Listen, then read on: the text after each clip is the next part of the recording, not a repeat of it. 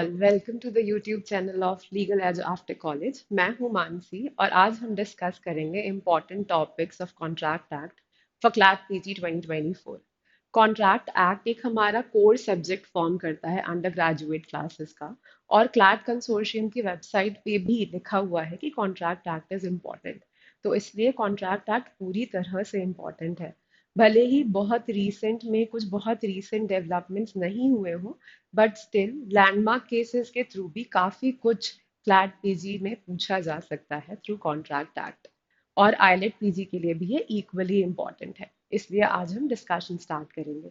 मैंने बीच बीच में सेक्शंस दिए हुए हैं, सेक्शन नंबर्स लिखे हुए हैं असाइड द टॉपिक। उसका ये मतलब नहीं है कि आपको सारे सेक्शन नंबर्स याद होने चाहिए, but it is just for your reference purpose. अगर आपको रिवाइज करना है या खोल के देखना है, if you have doubt on anything, you can just turn it around and see what it is। तो हम स्टार्ट करते हैं। पहला है हमारा फॉर्मेशन ऑफ कॉन्ट्रैक्ट। तो कॉन्ट्रैक्ट फॉर्मेशन के लिए क्या क्या चीजें जरूरी होती हैं? Communication of proposal, acceptance and revocation of proposal और एक्सेप्टेंस, ये तीनों कॉन्सेप्ट्स हमें पता होने चाहिए। कम्युनिकेशन ऑफ प्रपोजल और कम्युनिकेशन ऑफ एक्सेप्टेंस से ही हमारा प्रॉमिस फॉर्म होता है। जब प्रॉमिस फॉर्म होता है उसके बाद कंसिडरेशन की बात होती है। जब प्रॉमिस फॉर्म होगा और उसमें कंसिडरेशन भी होगा, तब जाके वो एक अग्रीमेंट बनेगा।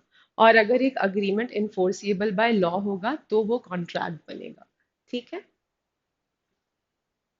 इसके बाद है essentials of a contract. Essentials of a contract section 10 में दिए हुए हैं।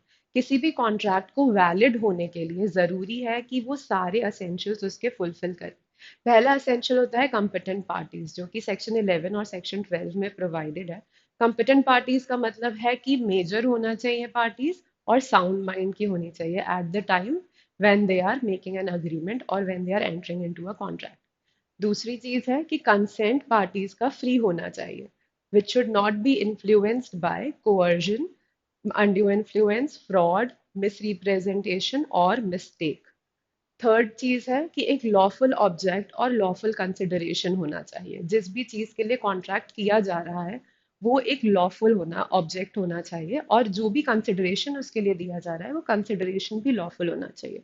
और लास्ट चीज है कि वो एक्सप्रेसली वॉइड डिक्लेयर्ड नहीं होना चाहिए। किसी भी एक्ट में या किसी भी लेजिस्लेशन में कोई एक्ट जो इलीगल है उसके लिए भी हम कॉन्ट्रैक्ट नहीं कर सकते। ठीक है।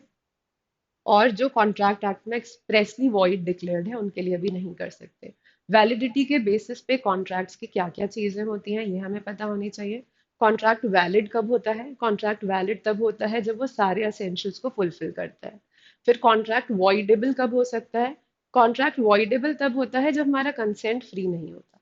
सेक्शन 19 और सेक्शन 19A में स्पेसिफिकली प्रोवाइडेड है कि अगर कॉन्ट्रैक्ट के लिए consent by coercion, undue influence या मिस रिप्रेजेंटेशन और फ्रॉड के बेसिस पे दिया गया है, तो कॉन्ट्रैक्ट वॉइडेबल होता है at the discretion of the party जिसका कंसेंट इन्फ्लुएंस था या जिसका कंसेंट फ्री नहीं था। फिर कॉन्ट्रैक्ट वॉइड कब होता है? ये सेक्शन 20 टू सेक्शन 30 में प्रोवाइडेड है। और इलीगल कॉन्ट्रैक्ट्स क्या होते हैं? इलीगल कॉन्ट्रैक्ट्स वो सभी कॉन्ट्रैक्ट्स होते हैं जो कि किसी भी लॉ में अलाउड नहीं है, या कुछ भी इलीगल ऑब्जेक्ट है जिसके लिए कोई कॉन्ट्रैक्ट किया जा रहा है, या फिर जो ऑब्जेक्ट है वो लॉफुल नहीं है, कंसिडरेशन लॉफुल नहीं है। तो वॉइड कॉन्ट्रैक्ट जितने भी होते हैं वो सब भी इलीगल कॉन्ट्रैक्ट्स की कैटेगरी में फॉल करते हैं। अब वॉइड अग्रीमेंट्स क्या क्या हो सकते हैं? अगर कंसेंट जो पार्टीज का था वो किसी मिस्टेक ऑफ फैक्ट या मिस्टेक ऑफ लॉ से था, तो उन सिचुएशंस में भी कॉन्ट्रैक्ट वॉइड होता है। उसके बाद अगर कोई contract for restaurant of marriage है, या कोई अग्रीमेंट रेस्ट्रेंट ऑफ ट्रेड या रेस्ट्रेंट ऑफ लीगल प्रोसीडिंग के लिए है, वहां भी अग्रीमेंट वॉइड होता है। अगर कोई अग्रीमेंट विदाउट कंसिडरेशन किया गया है, बिना कंसिडरेशन के कुछ किया गया है, तो कुछ कंडीशंस हैं जहां पर वो वैलिड होता है, बट यूजुअली जनरली ऐसा अग्रीमेंट वॉइड होता है।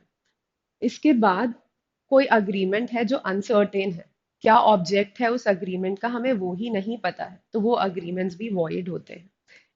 बाय वे ऑफ वेजर, अगर कोई अग्रीमेंट किसी बेटिंग के लिए लगाया गया है तो वो अग्रीमेंट्स भी वॉइड होते हैं। किसी इम्पॉसिबल एक्ट को करने का कोई अग्रीमेंट जो होता है वो वॉइड होता है। उसके बाद कोई अग्रीमेंट, कोई कॉन्ट्रैक्ट जो कि इनिशियली वैलिड था बट कोई सब्सिक्वेंट इम्पॉसिबिलिटी उसमें आ गई है, जिसको हम डॉक्ट्रिन ऑफ फ्रस्ट्रेशन भी कहते हैं, वैसे अग्रीमेंट्स या वैसे कॉन्ट्रैक्ट्स भी वॉइड हो जाते हैं, ये सब्सिक्वेंटली वॉइड हो जाते हैं। इसके बाद टाइप्स ऑफ कॉन्ट्रैक्ट, तो टाइप्स ऑफ कॉन्ट्रैक्ट में पहला होता है हमारा कंटिंजेंट कॉन्ट्रैक्ट, ये सेक्शन 31 टू 36 में दिया गया है। कंटिंजेंट कॉन्ट्रैक्ट वो होता है जो डिपेंड करता है ऑन दी हैपनिंग और non happening of an event. अगर कोई चीज होगी तो कॉन्ट्रैक्ट परफॉर्म किया जाएगा, या फिर अगर कोई चीज नहीं होगी तो कॉन्ट्रैक्ट परफॉर्म किया जाएगा, अदरवाइज नहीं किया जाएगा। इसके बाद हमारे होते हैं क्वासाई कॉन्ट्रैक्ट्स। क्वासाई कॉन्ट्रैक्ट्स वो कॉन्ट्रैक्ट्स होते हैं जो दिखने में एकदम कॉन्ट्रैक्ट जैसे होते हैं। ये कॉन्ट्रैक्ट्स दिए गए हैं सेक्शन 68 टू 72 में, और इनके कुछ एग्जाम्पल्स हैं, जैसे कि सप्लाई ऑफ नेसेसिटीज के लिए कोई कॉन्ट्रैक्ट नहीं हुआ है बट कोई गार्जियन है या कोई नेबर है जो देख रहा है कि पड़ोस में माइनर रह रहे हैं या कोई उनका सपोर्ट करने के लिए नहीं है और उनको नेसेसिटीज वो सप्लाई कर रहा है, तो आफ्टर अ पॉइंट जब वो मैच्योर इनफ हो जाते हैं तो उनकी प्रॉपर्टी से वो क्लेम कर सकता है। ठीक है। Similarly payment by interested person, अगर कोई टेनेंट है और वो लैंडलॉर्ड के घर का प्रॉपर्टी टैक्स पे कर रहा है सिर्फ इसलिए कि उसको वहां रहने दिया जा सके, तो ये भी जो है ये एक क्वासाई कॉन्ट्रैक्ट होगा। सिमिलरली फाइंडर ऑफ गुड्स की जो रिस्पॉन्सिबिलिटी होती है वो भी क्वासाई कॉन्ट्रैक्ट के नेचर में होती हैं। बेनिफिशियरी ऑफ नॉन ग्रेचुइटियस एक्ट जो होते हैं वो भी क्वासाई कॉन्ट्रैक्ट्स होते हैं। इसके बाद आते हैं हमारे इंडेमनिटी कॉन्ट्रैक्ट्स।